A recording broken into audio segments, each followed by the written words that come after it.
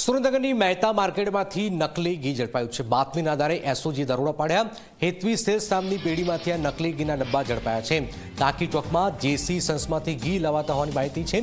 પોલીસે નકલી ઘીના 22 ડબ્બા જપ્ત કરી કાર્યવાહી પણ હાથ ધરી છે।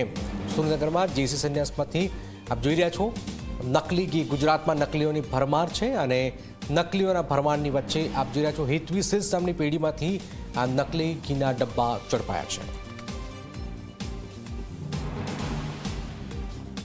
આ બાતમીના અનુસંધાને એસઓજીની ટીમ દ્વારા ફૂડ એન્ડ ડ્રગ્સ વિભાગના અધિકારીઓને અને તેમની ટીમને સાથે લઈને સુરેન્દ્રનગરના મહેતા માર્કેટમાં આવેલી હેતવી સેલ્સ નામની દુકાનમાં ચેકિંગ હાથ ધરવામાં આવેલું હતું અને આ દુકાનમાંથી શંકાસ્પદ ઘીના કુલ 6 નંગના ડબ્બા જેની કિંમત ₹60,000 થાય છે તે કબજે કરેલી હતી।